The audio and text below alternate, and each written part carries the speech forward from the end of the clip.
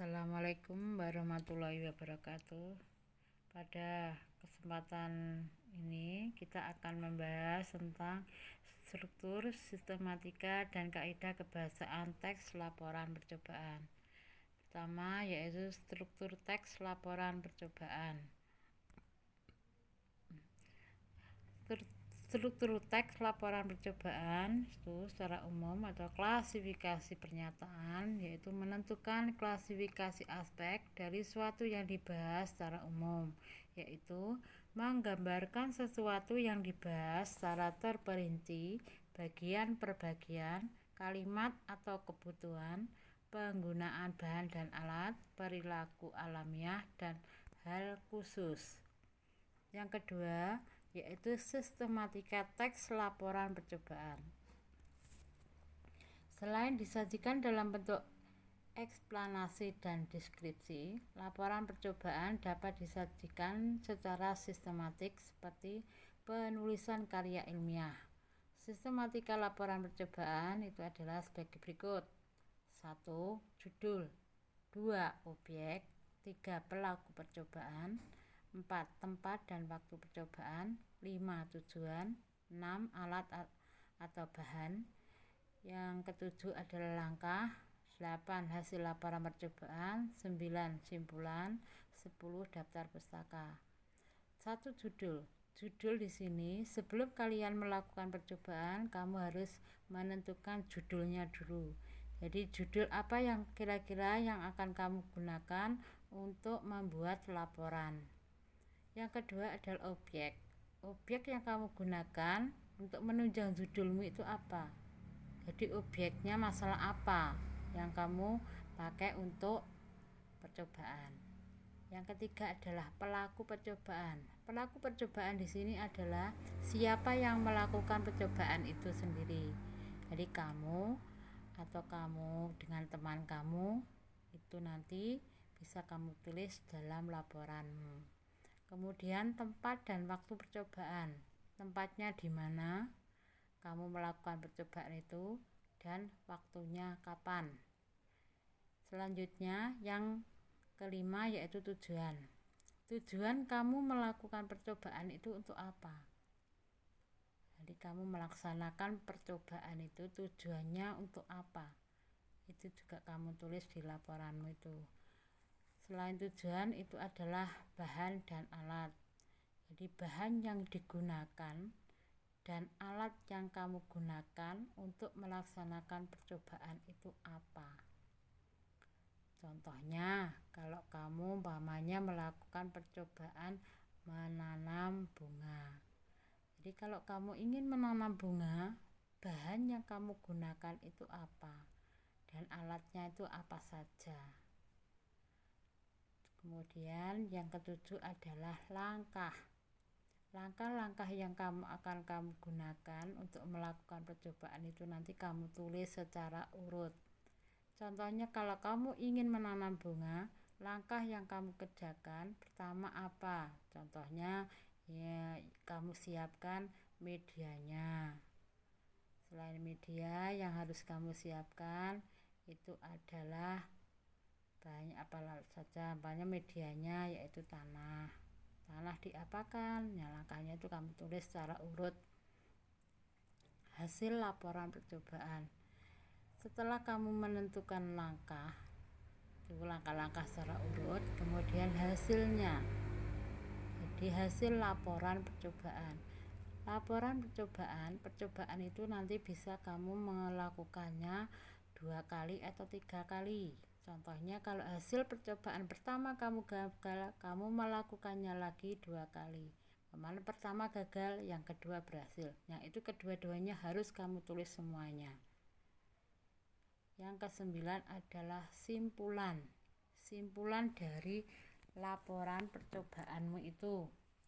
Contohnya adalah apa yang kamu dapatkan dari percobaan tadi kamu jelaskan. Jadi jelaskan apa yang dipelajari, semua ketidaksesuaian atau hasil yang tidak diharapkan dari percobaan tadi. Yang ke-10 adalah daftar pustaka. Daftar pustaka ini adalah penggunaan dari buku pustaka. Kalau kamu dalam melaksanakan percobaan itu dengan bantuan buku, jadi kamu tulis. Kalau laporan percobaan kamu tidak menggunakan buku, berarti kamu tidak perlu menulis atau menggunakan daftar pustaka. Jadi daftar pustaka itu bisa kamu gunakan dan juga bisa tidak. Selanjutnya, yang ketiga adalah kaidah kebahasaan teks laporan percobaan. Di sini ada 8. 1. Yaitu memperkenalkan aspek umum atau kelompok generik.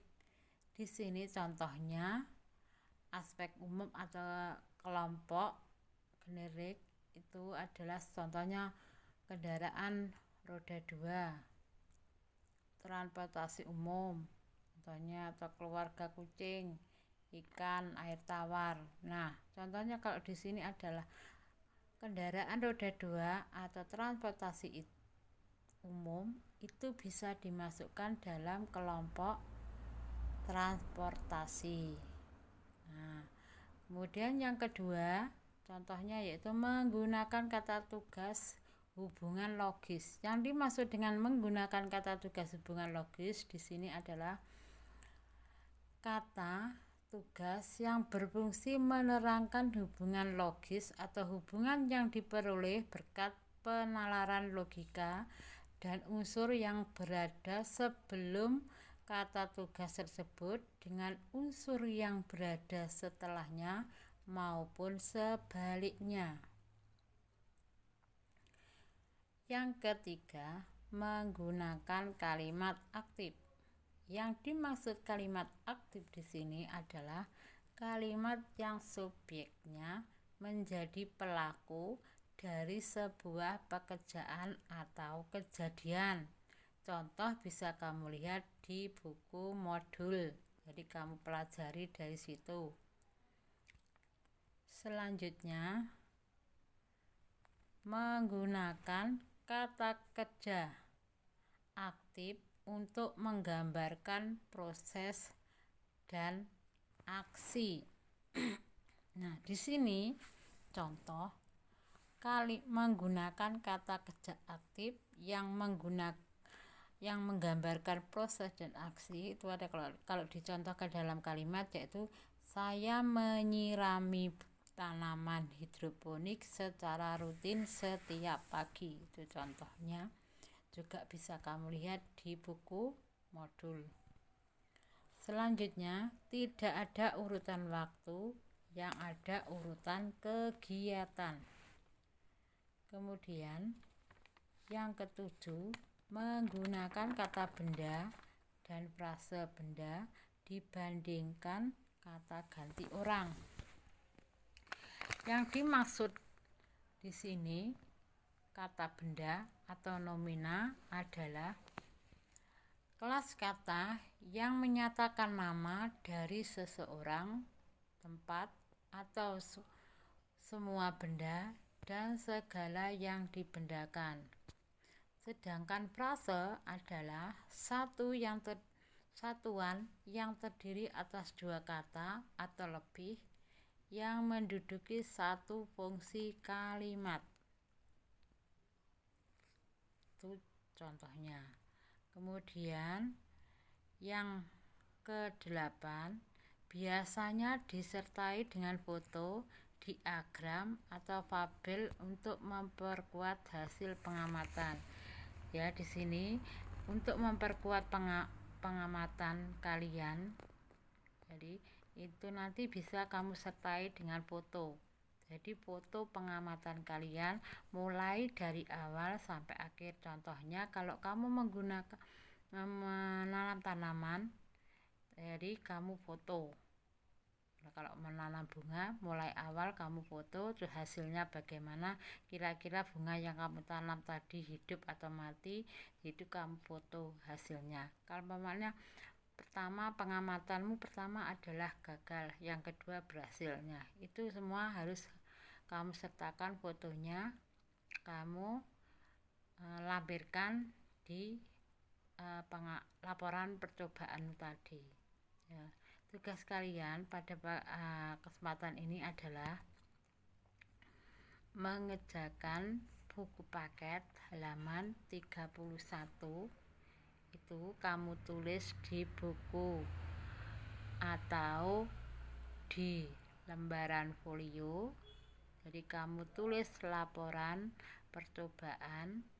Itu contohnya juga bisa kamu lihat pada buku modul halaman 9, dan hasilnya nanti dikumpulkan minggu depan. Sewaktu-waktu saya tagih, kalian harus sudah siap untuk dikumpulkan. Jadi saya beri waktu 1 minggu mengenai pengamatanmu, laporan percobaan kamu. Itu saya beri waktu 1 minggu, hasilnya itu nanti dikumpulkan lewat sekolah. Jadi kamu seperti biasanya dikumpulkan, datang ke sekolah, langsung pulang. Terima kasih. Wassalamualaikum warahmatullahi wabarakatuh.